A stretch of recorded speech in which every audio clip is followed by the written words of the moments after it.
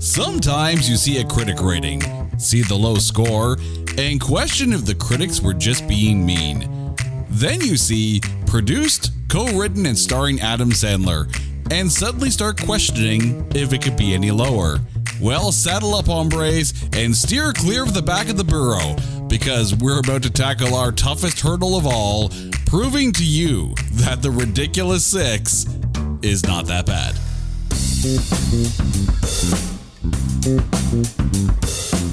Welcome to this edition of It's Not That Bad, the podcast that looks for A grades in B movies. And I think I need to preface our show a little bit with a slight disclaimer here, because sometimes here on the show, we like a challenge, and if any movie of the history of this show was ever going to give us a challenge, it was going to be this one. But along for that challenge is my lovely wife, Carrie. Carrie, welcome back to the show. Okay, I have to ask, because we went back and forth on a couple of different movies on this one. And when you saw that The Ridiculous 6 was a contender, well, we knew it was going to be a contender based on the rating, but that we were actually going to tackle this one. At what point did you regret your life choices? Oh, I would say about 30 minutes into the movie. Oh, yeah. And then followed by every minute thereafter. No, you know what? I am sorry. I am here to be positive, and that is what I will try to do. Now, I do have to put a disclaimer on Carrie's, probably opinion here, because this is a woman, as lovely as she is, as beautiful as she is, thinks that Hubie Halloween is a good movie. So your standpoint on actual Adam Sandler movies and what's good and what's not may be a tad bit skewered here. Okay, but in my defense, I could quite easily say good things about Hubie Halloween. Really? Yeah. Oh. Ridiculous 6 is a bit of a challenge. I'm going to tell you right now, my MVP for Hubie Halloween would be the end credits, because that means that the suffering has ended. Oh, no. No, it was good. No, Tim Meadows was good. Mm-hmm. Said no one ever. But before we get into The Ridiculous 6, it is time to take this curious Netflix choice and trailerize it. Sony, the makers of Morbius, turned the movie down. Paramount, makers of The Love Guru, turned this movie down. Warner Brothers, the makers of Battlefield Earth and Catwoman, turned this movie down. Netflix said, "Hold my beer." Adam Sandler stars in The Ridiculous 6, a movie with a secret mission to make you look at the other films in Sandler's filmography and take back all the bad things you said about his other movies, because this one tops them all. With an all-star cast of comedy greats in need of a paycheck, The Ridiculous 6 makes the "Are you still watching?" message on Netflix seem less like a timing out issue and more like an intervention. The Ridiculous 6, rated TV 14. Okay. I had to stifle the laughter when you got to the intervention part. It is like if you watch, I mean, like we all joked around, like, are you really still watching? Are you still watching? It stopped about 20 times in the middle of the movie. Like, are you sure you want to keep watching? Like this is your out. You can change the channel. You have the power to end this. That's basically what Netflix is saying. We hope you're asleep or chilling. That's pretty much it. That would be Netflix saying, you're not really watching this movie. You're just having sex right now. That's basically what it is. No one watches this movie. Like, this is the movie you put on because you know you're not going to watch it. Don't put on a movie on Netflix that you actually have the intention of watching. Does that, wait. Does that make Ridiculous Six, the best film ever, because no one cares. No one cares to watch this movie. It's like, oh, put the Ridiculous Six on. Nothing better to do. Possibly, but I would say it's a mood killer. Does that mean people are Netflix and chilling to the Ridiculous Six? Someone's getting their freak on to Sandler? No. Yeah, I can't imagine. Oh, no. This is the version of Netflix and chill where it feels like a cold shower, I think. Well, I mean, his hair was on point. Really? No. It's the nicest thing I could say, man. I'm struggling here. Struggling. Okay, so this movie stars, and I'm just going to go through the main cast here because there's a ton of cameos here, but stars Adam Sandler, Rob Schneider, Taylor Lautner, Terry Cruz, George Garcia, Luke Wilson, Steve Zahn, Julia Jones, Nick Nolte, Danny Trejo, and Harvey Keitel with a ton of cameos in there. It was directed by Frank Coraci, who was actually Sandler's NYU classmate. And Coraci's previous films with Sandler include The Wedding Singer, The Water Boy, and Click. And when you actually take a look at Sandler's filmography, those movies standard is actually not bad as far as the things that he's put out. So a good choice to work on, with Sandler on this one here. The budget. Would you believe Netflix actually gave Sandler $60 million for this? Like, seriously, it's a $60 million budget with no box office because, of course, it's straight to streaming. Did he give them back change? I don't think so. Because I'm sure the paychecks that went to the actors in this is more like an I'm sorry, pain and suffering. Well, that's the thing is, I mean, okay, so location, actor salaries, costuming. The costuming was on point. I mean, I don't doubt that the movie did cost $60 million to make. I'm just surprised that someone would pony up $60 for this dog and pony show. Like, seriously. I like how you said $60. The $60. It might be worth it. We could have made a better film for $60. I would want change. Mr. Sandler. Like, I understand that a movie does take millions and millions of dollars to make. And $60 million in the grand scheme of things, if the movie was good, it may be justified, but I just wonder, why Netflix thought that this was a good idea. Now, I do understand that this was part of Netflix's exclusive deal with Sandler to make a bunch of movies for them. Because, of course, at the time, this movie came out, I think it was in 2015. This is when Netflix was really starting to ramp up their original production slate. And, say what you will about Adam Sandler, but there is a distinct fan base for his movies. So, this is, if you're an Adam Sandler fan, I think this is pretty much what you're expecting. Now, here's the one that surprised me, though, is that, believe it or not, this film received 0 Razzie nominations. It is Razzie-free, stinkers-free. I mean, it ain't winning no real awards, but I was surprised that this didn't win, or at least was nominated for worst film. That being said, I had to take a look. And because this film was released late December in 2015. So, you're looking at the 2016 Razzie Awards. That year, the worst movie, according to the Razzies, was a previous episode of this podcast, The Fantastic Four. And, I hate to say it, but I actually think the Ridiculous Six may have been better than that Fantastic Four movie.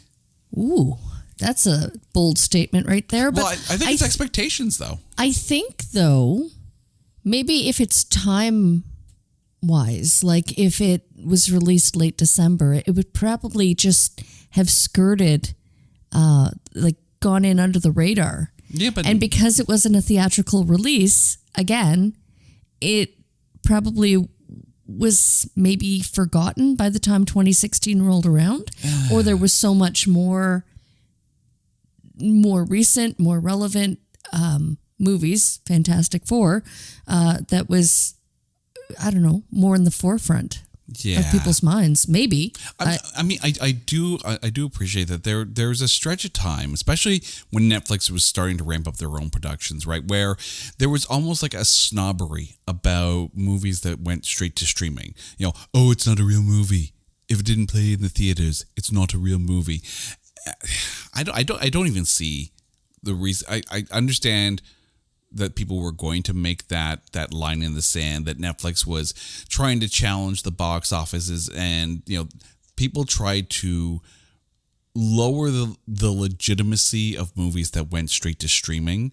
I don't think you needed to lower the bar on this one, but I do understand where the pushback came from, even if it's not justified, because there are some films that were made straight for streaming services that are, and I would hate to say it, far superior than some of the stuff that's in the box office. Morbius, but yeah. I almost said, are you okay? If I say Morbius, then I'm not okay. And I'm not okay. But he's not choking, ladies and gentlemen. No. Although Morbius was a bit of a choke job in itself. But here's why we are talking about this film. Over on Metacritic, it has an 18 score.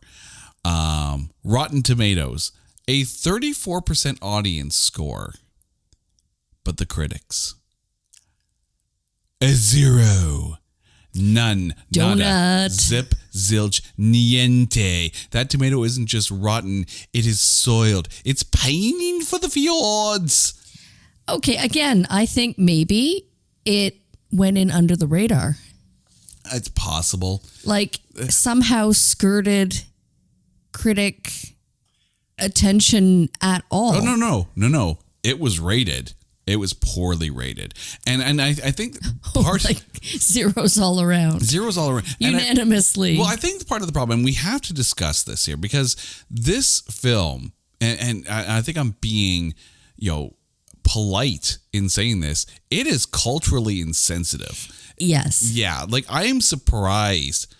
Like, sometimes you go back and watch movies in the 80s, and like we watched Police Academy on TV. Like the original Police Academy, like the OG Steve Guttenberg Police Academy. And you watch that with the sensibilities of 2022, and you go, wow, this movie with this script would not get made today. This film came out in 2015. Okay. I thought long and hard about this topic, and here's my disclaimer, I am not defending it, and I agree with your statement that it is culturally insensitive, 100%. Mm-hmm. However, with that being said, it also makes no bones about it. It's not like it's unintentionally being racist or insensitive, or just wrong. There's no other way of putting it. However, it does it in a manner that is so self-aware that it's almost like, not like it's okay to laugh or find the jokes funny. Wait, you laughed? At all? Maybe, possibly once, or maybe I was choking on water at the time. Fever dream. No. Okay, Terry Cruz. I like Terry Cruz. I thought he was very funny when he was pointing out, that he was indeed black, and that he was so grateful for his brothers for being the first people who open that up, who believed him. Like, so you know what? Again, was it completely inappropriate? Yes, 1,000%. However, there was so much inappropriate and so much wrong with it that it was almost like that was the running gag and that was the intention. And I mean, let's call a spade here. Yeah, I can see how other studios had turned it down. Nope, not even touching that.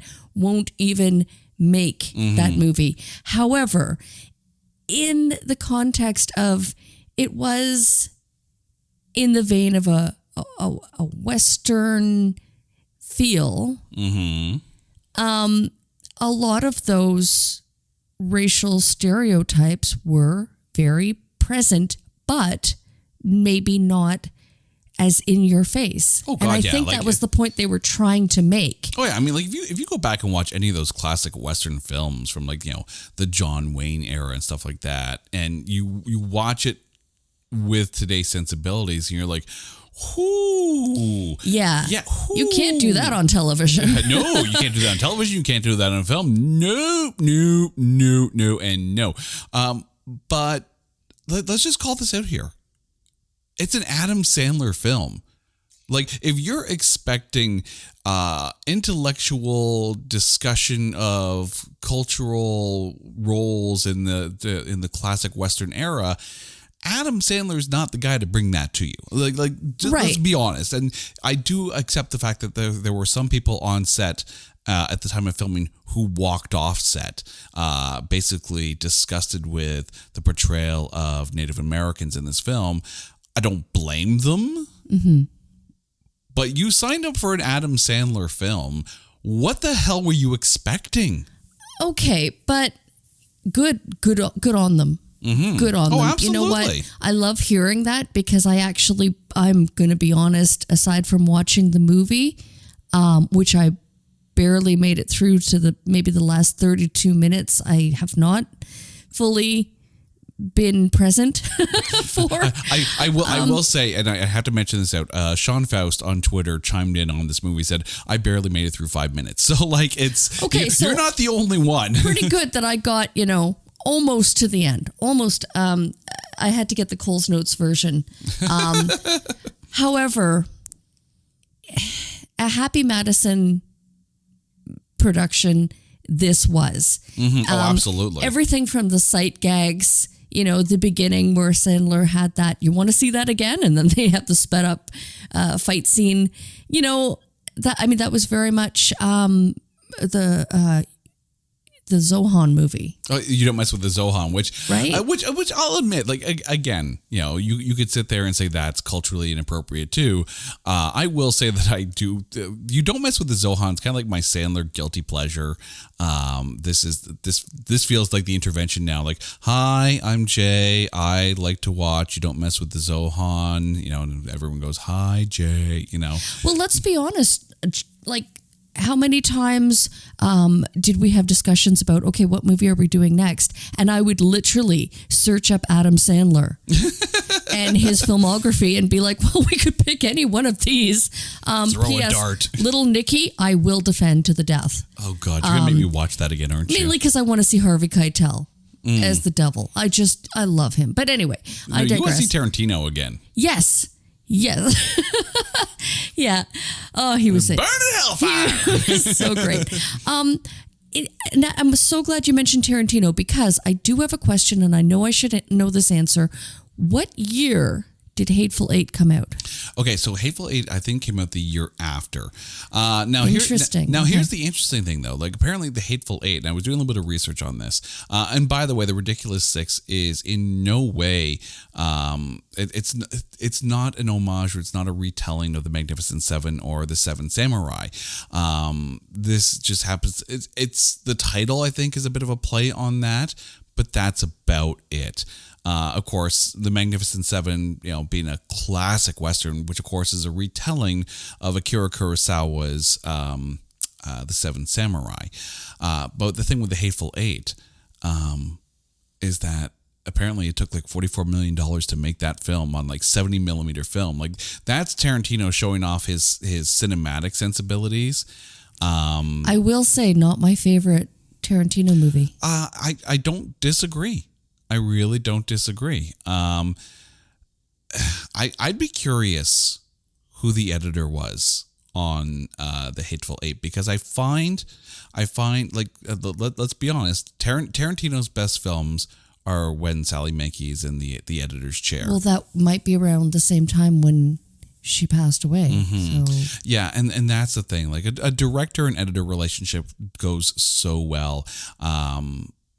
But I mean, who knows, right? I mean, that's my biggest criticism about Once Upon a Time in Hollywood is that I could go in there and trim out about a half an hour of that film and make it much more compact and, less butt numbing.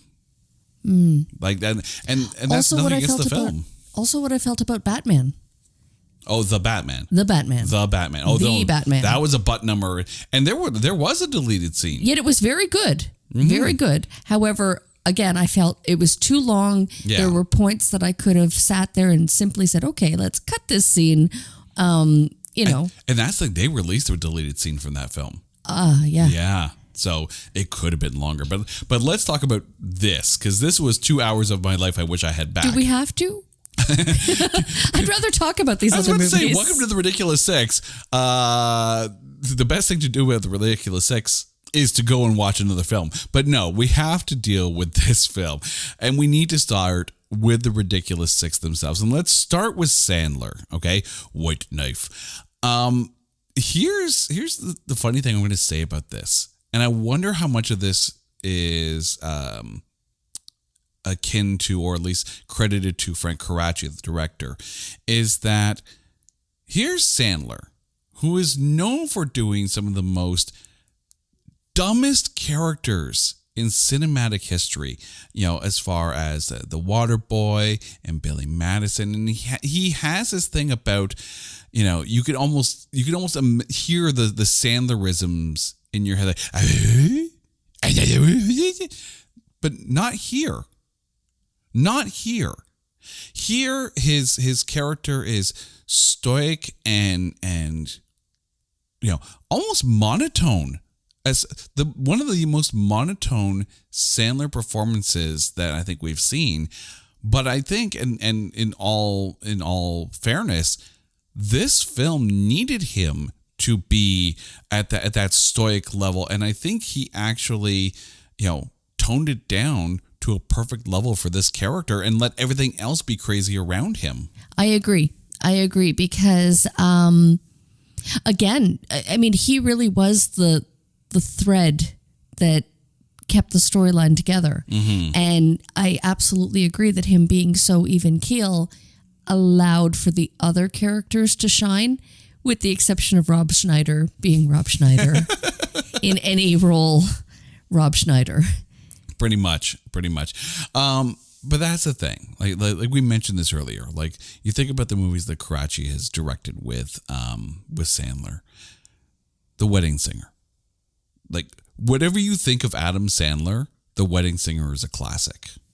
Love it. Right? Click.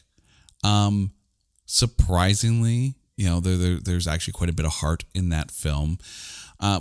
We have talked on this podcast when we were talking about the internship about how Sean Levy, as a director, has the ability to take these comedic actors and pump a whole lot of heart into their films. I mean, you think about Free Guy, right?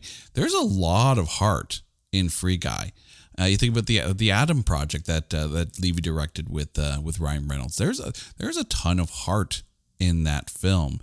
I think Coraci actually brings, and I disclaimer, I hope I'm not messing up his name, but I'm pretty sure it's Coraci, but I hope I'm right. But if I'm wrong, I'm wrong, but so is this movie. There's my disclaimer on that one. I think Coraci has the ability to bring the best out of Sandler, because if you let him go off, this film is even worse, and we might see a negative Rotten Tomatoes score. Is that possible? I'd be curious. Is there a movie that would actually deserve a negative score on Rotten Tomatoes? Write to us that it's not that bad, and right? We'll cover it. Now I'm curious. Hit us up on Twitter at NotThatBadcast and let us know if there's a movie you think deserves a negative Rotten Tomatoes score. I'm curious what movies would pop up. Less than zero. Less Than Zero, I think, was a better movie than this. There was a movie called Less Than Zero. Now I have to see if Less Than Zero has a Rotten Tomatoes score that we could talk about. Now I'm curious. You mentioned Rob Schneider. This is very much the most Rob Schneider role that ever Rob Schneidered. It's so him. Like, And again, like, I don't know off the top of my head if there's a Sandler movie out there that has or doesn't have Schneider in it. At least not one that he has written and done with Happy Madison. I think he's contractually obligated to write a role for Rob Schneider to Rob Schneider all over the place. Yeah, that's where $5 million went right there. No, but here's the thing: if you take a look at the cast in this, do you really picture anyone else taking that role and actually running with it as Rob Schneider's character? Yeah. No. No. And you know what? His lines were funny. He did make me laugh. I will say. I laughed, I giggled, and then I was like, "Ooh, I shouldn't have laughed at that part." But I did have remorse. I had guilt. I will say, this role is wrong to begin with. Like, if Sandler's character is culturally insensitive to Native Americans, Schneider's character is culturally insensitive to Mexicans, but it's Rob Schneider in an Adam Sandler movie. I think, though, you're right. I think he actually his character had the funniest lines, because Sandler's not funny in this. But I don't think he's meant to be funny in this. I think everyone else is given the space to be funny, and Sandler is like you said, like the thread that holds the shirt together. It's not a pretty shirt, but he holds it together. Schneider here is probably the best one-liner delivery of everyone in this film. I'm not surprised that it's Schneider, though, because that's a comedy relationship that goes back a number of years. Terry Crews. I like him. I like him a lot. I love Terry Crews. Not in this, but I liked him. I really, really like him. Here's the thing. Terry Crews is one of those guys that the minute he gets on screen, you smile. You smile as big as Terry Crews smiles, because here's a guy who is, so massive and, such an imposing figure that I love that he doesn't typecast himself in a way that, he's not your typical action star taking on all these serious, like, superhero type roles. I love funny Terry Crews. I love Terry Crews just enjoying life, right? If Terry Crews is dancing, if Terry Crews is singing, if Terry Crews is trying to play the piano with his, I'm smiling, because his almost self-awareness and his comedy and just his personality shine through the screen every time. And again, not the best script. If you want to know where the script came from, I think the Borough shat it out as a sign of approval. But Terry Crews in this role just soaks it up every scene. Here's where I have to start questioning the choices made, not by the actors per se, but by the agents who let the actors take these roles. Taylor Lautner is Little Pete, the idiot brother. Who told him this was a good idea? Like, I understand wanting to distance yourself from the Twilight movies. Who the hell told Taylor Lautner that this was a good idea? This is the role you expect Sandler to take. Like, just a kind of role. Taylor Lautner? Maybe he needed the money. That's all I can think. I mean, he doesn't have a lot going on, does he? Like upstairs or in the role? In his filmography. Well, that's what I'm saying. Like he's one of the major characters in the Twilight series. No, but Life After Twilight. Well, this is Life After Twilight. I'm hearing Sam Jackson say, "Any of these movies make any money?" Well, that's the thing. Also, Michael Sheen in Twilight. But that's the thing. This is Life After Twilight for him. Someone told him this was a good idea. But the funny thing is, and I will say this, is that if you're going to put someone in a role like that, if you're going to have someone be the idiot, have it be the actor who you don't expect to be the idiot. Like, having Lautner in this role, like, arguably, like, your typical heartthrob type actor, having him in this role makes it a lot funnier. And I do have to say, the whole hanging scene, like, I laughed. Yeah, me too. This is one of those stupid laugh moments where I'm just like, oh dear God. I love the singing. Let him swing away. You can't catch me. You can't catch me. It's a good thing I have a thick neck. Oh my God. Like, and that's the thing, right? It's the fact that here's the guy you don't expect to be the idiot, and yet it somehow kind of worked for him. Like, yeah, I guess you could say that. I mean, if you're looking for something different, if you're looking for something to be a bit of a shock as far as the, you know, what the fan base expects of you, this is it. I don't know if it was the wisest choice, but I will say that probably one of the bigger laughs I've had in this movie was thanks to Taylor Lautner and that whole hanging scene. And I'm not saying this because I want to hang everyone in Twilight. No, I'm kidding. Never watched Twilight, but I'm just saying this was a funny scene. George Garcia as Mern or Merv or whatever they called him there. Insert grunting noise here. Exactly.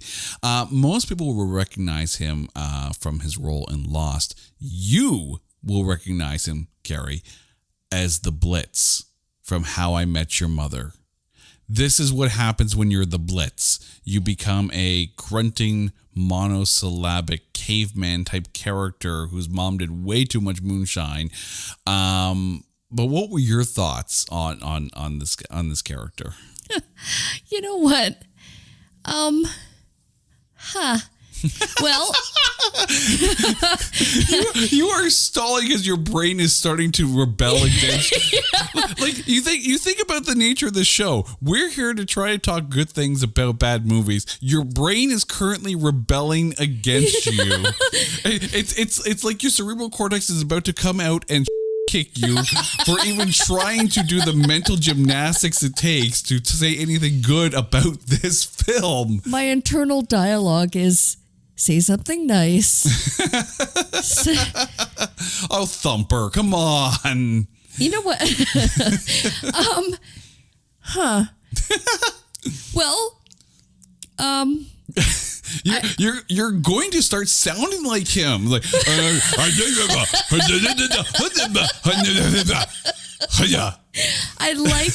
I liked how all the brothers were so very different and unique. Mm-hmm. And this character was a bit surprising. Like, when they first introduced him, I was like, where are they going with this one? But I'll come back to him. Can I circle back? You can circle back. I will say it's relevant. I will say that in the context of the Ridiculous Six themselves, of those six characters, I like the fact that George Garcia brought almost like a rallying cry to him. Like, here's the character that everyone almost tries to take care of and include, kind of thing, because he had such a isolated, monosyllabic upbringing.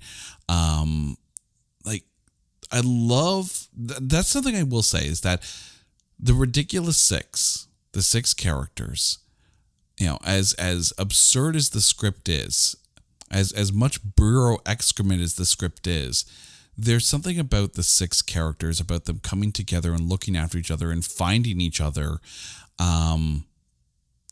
that's really, in a sense, heartwarming, even if it is completely wrong. And you shouldn't be enjoying this camaraderie, but I think George Garcia's portrayal of Merv or whatever, or Herver, whatever the monosyllabic Hearn or whatever. I thought it was Hearn. Hearn. which is also me before coffee. I think he's the heart of the group. Like he's that almost, he's the bear hug of the group, right? If anyone's going to be able to help bring everyone together, it's him in a weird kind of way. Interesting, because I was looking at the other brother. Oh God, we were just talking about him. Hold on. Little Pete, Taylor Lautner. Yeah. Yeah. I was looking at Little Pete that way, that he really was, he's the brother that you want to, you just want to give him a big hug and just take care of him and take him under your wing. I think that the Hearn was kind of the protector of the group. I think he was the muscle, and I like that. And I will say too, in a weird kind of positive note on this, is that each of the six, at least definitely of the five that we've already talked about, they're good people that just grew up in bad situations that probably needed a bit more guidance and a bit more care and a bit more support. Obviously, this film's got some daddy issues, I'm not going to lie, or at least lack of daddy issues. But, you think about Sandler's character and, Tommy, and, he was brought up right by the tribe and taught to be a good person, right? You look at Schneider and, the way he cares for his burro, maybe a little too much, but, you could see that there's a good person there.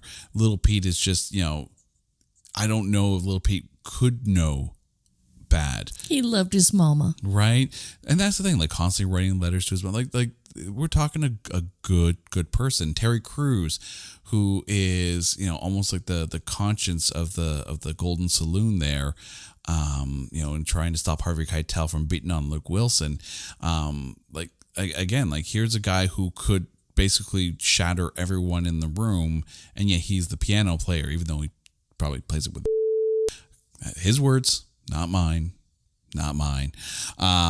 And then you've got George Garcia, Hearn, big moonshiny mountain man, and yet he's somehow strangely adorable in this. Again, I can't believe I'm saying this, but the characters of the Ridiculous Six are kind of lovable in their own way if you take a look past all the stupidity and cultural insensitivity. But let's talk about Luke Wilson, the final member of the Ridiculous Six.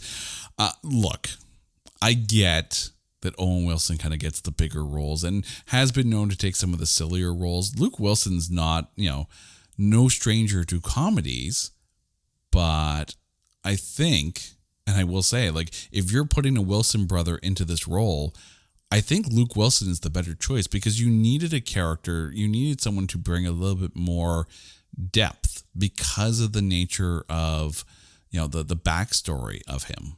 I mentioned that this movie has daddy issues. So let's talk about the dad, Nick Nolte.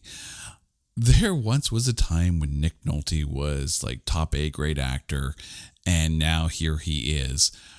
But I think the fact that, he's on that side of his career, this actually almost works for him. And I will say that because of his gruffness and his, there's a lot of sandpaper in Nick Nolte. But I think when you get to the point, and by the way, spoilers, but trust me, I'm saving you from yourself so you don't have to. We watched this movie so you don't have to. This podcast is a public service announcement at this point. We are the intervention. When you get to the double cross at the end of the film, I think Nick Nolte is the perfect guy for that. Nick Nolte was great, but I could also see Sam Elliott be an amazing character. Mm-hmm.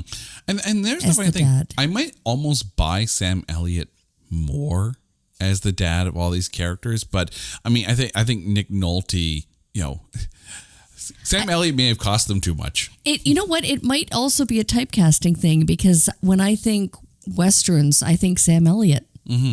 And that's my go-to, right? So, that might be my bias showing. But I think Nick Nolte was good.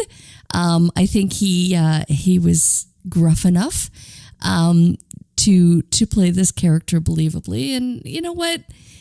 Again, maybe, I mean, at the time, I can't think of what else he had going on. Well, the thing is, Sam Elliott is also very protective of like the Western movie model. Like, I don't know if Sam Elliott would actually even, consider being in this film. But you know who would have been phenomenal in that role, and obviously could not be because passed away. Jack Palance. Jack Palance. You'll probably remember him best from Batman, the Michael Keaton Batman film, as the main crime lord before Jack Nicholson came in. Like, That's interesting. I could easily see him in that role, but obviously, way past his time. But you want someone who can do that gruffness. You want someone who's going to be able to, do a double cross, and you sit there and go, yeah, makes sense. And then of course there was his I guess teammate, if you will, Danny freaking Trejo. Like, Machete don't need no explanation, as far as what role he does, but Trejo just makes sense in this. He was so great. He's so great. You know what? I don't think Trejo has ever made a bad movie, or likewise, I think that Trejo makes bad movies good. Mm-hmm. And we've talked about this before when we talked about Machete Kills, is that when Danny Trejo steps into a role, you can't help but enjoy it because it's Danny freaking Trejo. You can't help but smile when you see him. Right? Like, but I find it, the thing is, Trejo's a funny guy. Yeah. He really is. And when if you put him in the the comedic role, it's going to work well. I'm curious. Obviously, it wouldn't work necessarily with the age difference, but I would have bought if Trejo was one of the brothers too, because then he could be silly. But instead of Rob Schneider, oh God, that might be a little bit more culturally sensitive, but I could see it though. I could because Trejo would just have fun through the whole thing, but it for Trejo to be the guy who killed. Yeah. I can't see that swap though. No, I can't see. From an age perspective, no, it definitely wouldn't work. But I could see Trejo having fun in that kind of role. But to have him as the serious guy and the playing the heavy, I guess, as far as the gang goes, it makes sense. Which leads us to Julia Jones, who played Smoking Fox, which is about the level of script intelligence you're getting with the naming of these characters here. By the way, if you're looking for cultural insensitivity, the naming of the people of the tribe is right up there. Oh yeah, there were many cringe moments where I was just like, oh, did they? Yeah, they went there. Damn, the burrow out the script. But Julia Jones as Smoking Fox, the wife to be of Adam Sandler. Here you have an actress who comes into the role and actually provides, a little bit of normalcy. Like, she doesn't feel out of place in that role. She doesn't, because Sandler's character isn't, over the top and being stupid. Her portrayal of Smoking Fox actually works well and balanced Sandler. It's almost like you could easily see these two. Like, if this was a serious Western with Sandler as an adopted son into the tribe, and you took out the stupidity of the film, these two actors would still work well in that role. Julia Jones, I think, was fine as Smoking Fox. I agree. I mean, I thought she was very much on the level, and a very likable, very strong woman character. Mm-hmm. And she could hold her own against the roaming gang of thugs. So you could very easily see where she's the conscience of Adam Sandler. She doesn't want him to fight because she wants to have a husband. She wants to be with him. She doesn't want someone who's just going to find their way to an early grave through, trying to do the right thing in the wrong way. Like, Julia Jones is almost the conscience of the film. It kind of makes me wonder why they didn't just, go off and get married and, why... You just met your dad. Where the hell are you going? I'd like to rewrite the script, please. So would many others, I think. The Burrow would like another shot. Let's talk to some of the smaller roles here. Harvey Keitel as Smiley. And you mentioned Little Nicky as well. There is something about Harvey Keitel that when he gets the chance to play... Oh, he's so much fun. Oh, absolutely. He is such a good actor. Like... He is one actor that I would absolutely love to just sit and have a dinner with. Like, not acting, not as part of a role, but just to, talk with him and pick his brain and, just get to know him because he is so damn likable. Pick his brain as to why the hell he did this movie? No, what were you thinking, Harvey Keitel? No judgment. In fact, you know what? He's one of the best things that I can say about this movie. Mm-hmm. So, Harvey Keitel, very much like Tim Roth, we're talking two very talented actors who have the ability to come in and do very serious roles. But when they get to play, it's even more enjoyable because it's so against what you would typecast them to be. So when Harvey Keitel gets to dance around and just soak in the fun, it's even more fun. Oh, yeah. And they must have had a lot of fun on set as well. Mm-hmm. Someone who probably didn't have a lot of fun, mostly because of the lazy eye prosthetic, was Steve Zahn. I feel so bad for Steve Zahn in this. Not because of what his character had to go through, but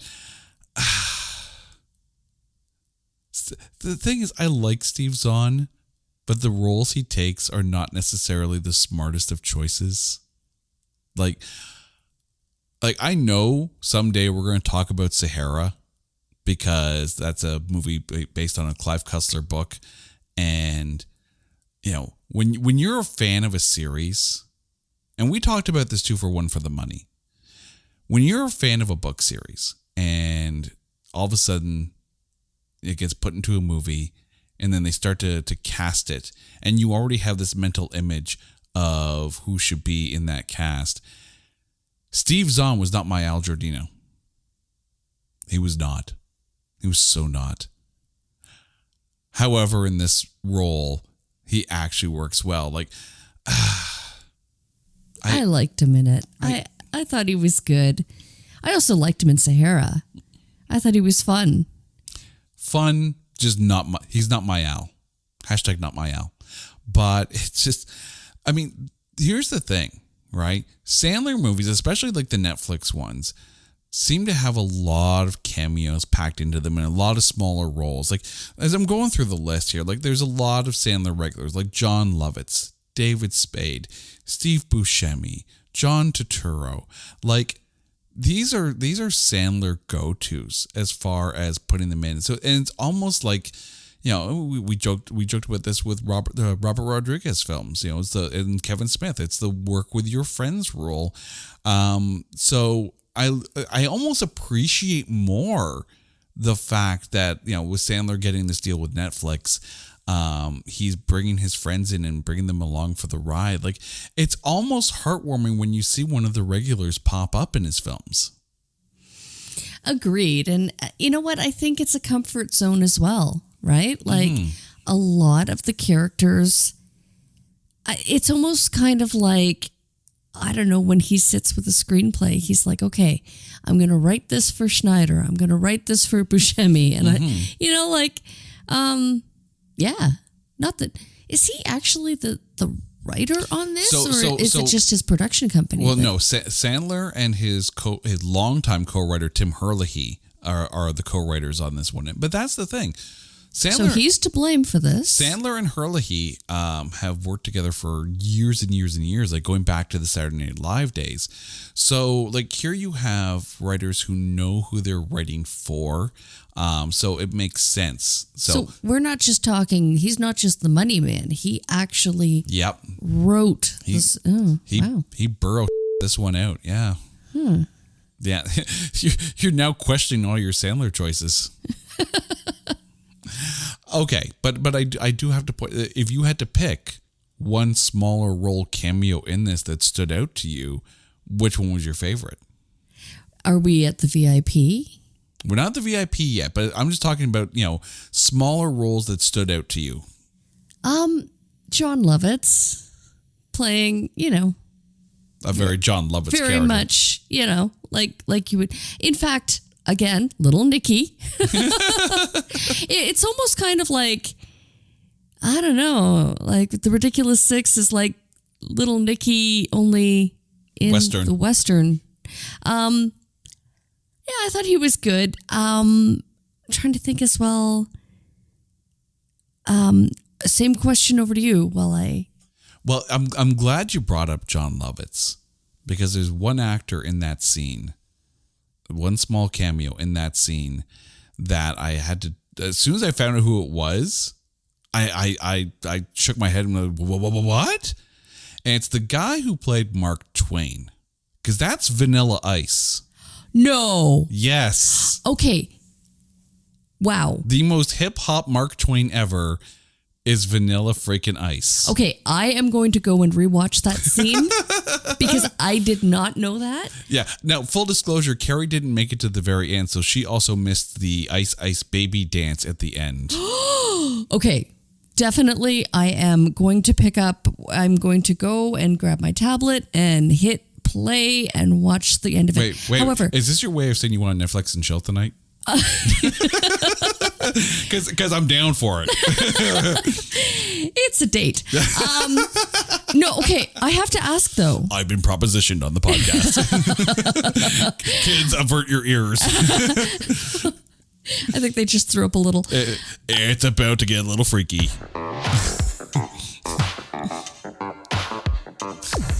I am so grateful you know those buttons because I thought for sure you were going to hit the fart button. No. And I was going to follow it up with, oh, that means he likes you.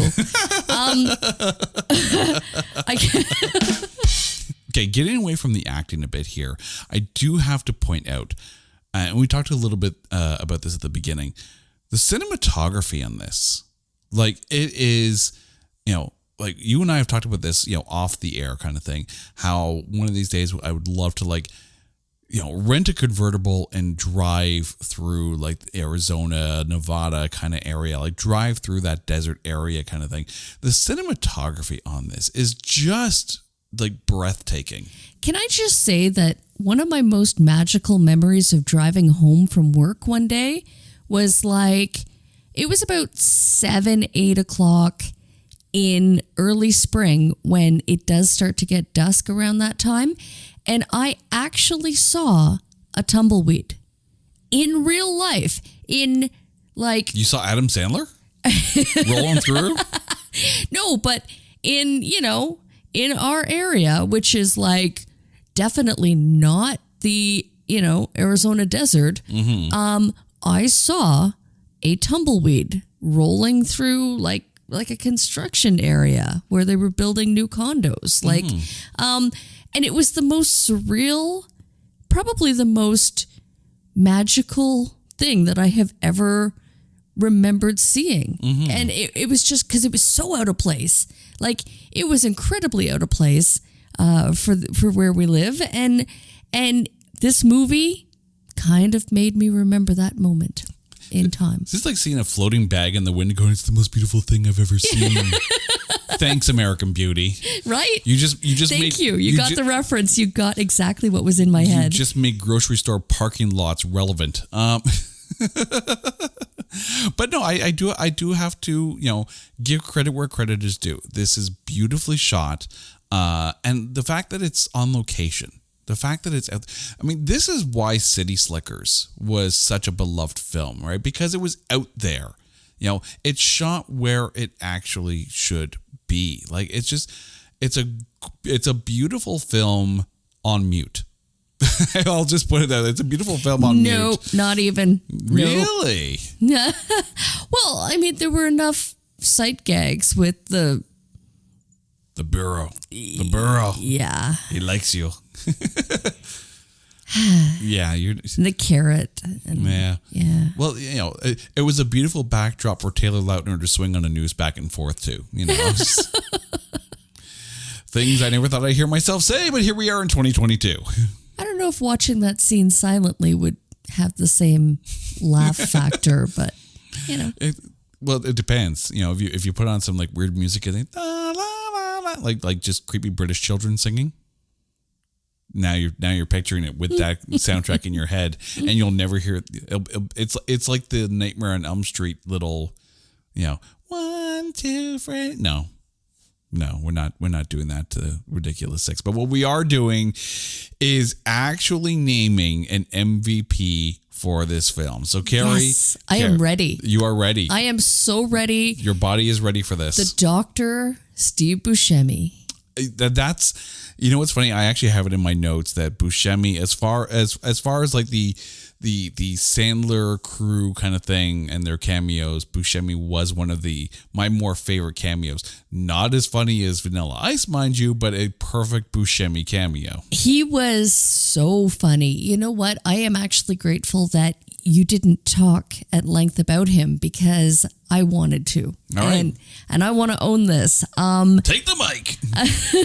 Oh my God. I think he had the funniest, and it's not even the funniest dialogue. He had the funniest scenes with that ointment.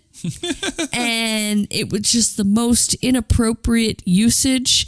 And then reusage and then reapplication of something that it doesn't taste that bad. Like, you know, it was just, I don't know what's going on down here and why that's green, and stop doing whatever you're doing to whoever or whatever you're doing it to. You know what? Every time I saw him, and I think he was only in twice. 2. Yeah, only in 2 scenes.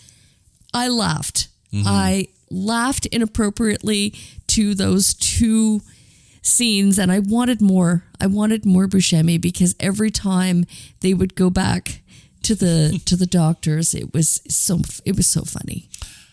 I had a few on my list. Julia Jones was on my list as far as a potential MVP. At one point, I had Rob Schneider on my MVP list, and then I thought better. And then I banged my head against the wall and thought better of it. I fear for you. Yes. I'm worried for you. Well, we watched The Ridiculous 6, so you know already I'm questioning my life choices here. But I do not question my choice of Frank Carracci, the director, as my MVP. Again, I think from a filmmaker's standpoint, script aside, because he didn't have anything to do with the script, so he can actually wash his hands of that. But I think anyone who walks into that script and can come out with a visually good film, with an almost perfect for the script Sandler performance, it just goes to show that when working with someone who knows how to work Sandler can work, and say what you will about this film. Let's call it like it is. Okay. This film has a 0% score on Rotten Tomatoes. And when you think about something with a 0% score, you think of literally being strapped into a chair, Clockwork Orange style, with toothpicks holding your eyelids open and a gun to your head in order for you to actually watch this movie. And I don't think this is that bad. Like, it's not a good movie. We're not saying it's a good movie. But I think we're saying, and I think we'll agree on this one, that this is not a 0% film. I agree. And I'm not going to lie that when we pitched this movie, I mean, at first, when we pitched it, I'm like, oh yeah, that'll be fun. And then I sat down and I watched the first half hour. And then I kind of backed away from it and I was like, I don't know if I can, in good consciousness, say something nice about a movie that just seems so culturally insensitive. Oh, like that, I don't know if I can defend it. However, then attempting to rewatch it and then almost making it to the end.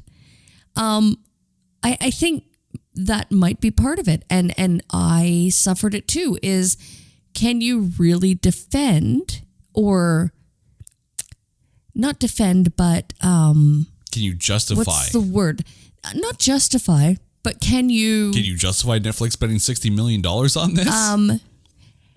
Can you be positive or say something positive about a movie that is inappropriate? And, like, I think maybe that's where the critics were coming from, is that they did not want to put their reputation on the line, giving it any more credit than nothing. And that's sad, because I think, again, they're missing the point that it is so incredibly self-aware of its inappropriateness that it kind of makes it okay to laugh at a few things, right? And it's like, okay, yes, is it wrong? Yes, it is. We know that we're being inappropriate here, but again, it's just a movie,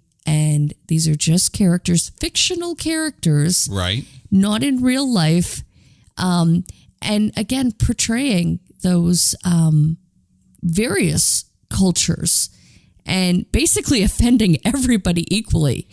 There's no. I think that's the beauty of it, though. No one escapes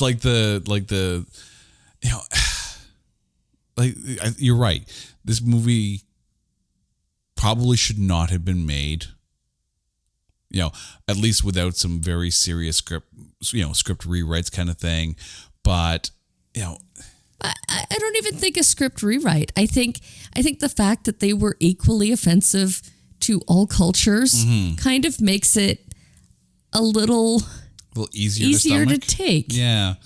I mean, I would be curious. Like, if you released this film in the 80s, right? Because there is some crap that came out in the 80s. You go back and you watch it and you're like, how the hell did we find this appropriate enough to release in theaters? I also tend to think, and I've said it before, that I think that we are far more aware and far more sensitive to not being offensive. We're almost to the point where, and I'll admit, right? It's almost kind of like, should I even laugh at that, or am I going to be seen as being offensive, right? So it's almost kind of like we are so afraid to offend that it makes you question, like when it's almost like an overage. Yeah, and on the upside, this film didn't really have that many laughs, and I think that's the biggest knock on it. Like, for an Adam Sandler comedy film with this cast, like, this cast is a phenomenal cast on paper. I just wish the script was better on paper to have better laughs, because the laughs felt forced. It's almost like they tried too hard to make fun of everything, so they didn't feel like they were picking on any one culture. And, that's it tried to walk a fine line, and it danced across it like it was about 7 beers in on a roadside check. Like, that's the downside of this. It's not a laugh out loud Sandler film. There's some gags, there's some moments, but it's not funny. It's not, this isn't The Waterboy. This isn't a movie you're going to walk out and quote. And that's all kind of always been my mental gauge as to the effectiveness of a comedy movie. If you're walking out of the film, or at least out of the room, because it's a streaming film, unfortunately it streams like someone with a UTI, like it's not quotable. The best comedies are the ones where you're quoting it for days, and then Saturday Night Live makes jokes of it for about a month or two afterwards. This isn't it. This movie doesn't have the jokes. It's just a joke, but it's not a 0%. And there are aspects that you can go back and look at and go, you know, it's not that bad. The characters had some heart to them. The team of the six bonded together and had some heart to it. It was beautifully shot, and there are some characters in here where you can smile at, but it's not laugh out loud funny. Don't go in expecting a Sandler laugh fest. This ain't it. But it's not 0%. So it's not that bad. But if you had to put a score to it, though, where would you put it? Ooh, I think somewhere around a 12 or 13%. Yeah, I mean, again, Metacritic has it at 18. And I think that's fair. Yeah, that's seemingly accurate to me, but it's not 0. This isn't 0. It's not right, but it's not 0. And that's kind of the whole point. It's like, it's not that bad. All right. Now, Carrie, promise me we are not going to subject ourselves to something that bad next time around, because, you know, I don't know if I can go through another Sandler film. Not right away. Little Nicky. Oh, I knew you were going to go there. Oh, I knew you were One day. Although I will say Little Nicky is much, much better than this. There are laughs, and it's quotable. Oh, very. I will say, yes. But, and I will preface this. You know what? We should let's just get it out of the way. Let's just do Little Nicky next. Ooh, I like that proposition. And you are on. And I will. It's a date. I will foreshadow you, fair listeners, that as an editor, Little Nicky has one of my most egregious faux pas of filmmaking. Fascinating. And I'm going to leave it at that. Ooh. You have to tune in next time. I'm intrigued. Oh yeah. I want to know. Oh, I'm gonna go off on one part of that film. But that's for next week. For this week, I'm Jay. She's Carrie. This is It's Not That Bad. Now, if you guys want to join in, you can find us on Twitter at NotThatBadcast. And while you're there, let us know if there is a movie out there you think is unfairly maligned, or you think is so bad, you know, much like this one, that there's nothing really we can say that's good about it. Hit us up. Let us know. We'll watch it. We will dissect it. And we will do our absolute best, no matter how hard it is, Adam Sandler, that, you know, to find the A grades in those B movies. Until next time, I'm Jay, she's Carrie. We'll catch you on the flip side. Take care.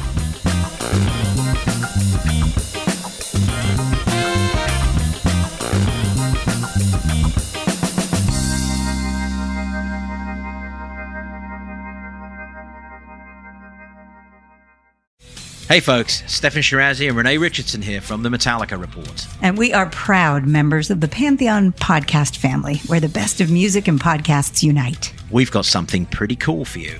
We're giving away an exclusive Metallica merch package worth over $250. That's a whole lot of Scary Guys, Skulls, M72, and other sought-after Metallica swag. And we've made it easy for you to win. Follow and share the Metallica Report, and you're in the game. Go to pantheonpodcast.com/Metallica, enter your email, and hit that button to be entered to win.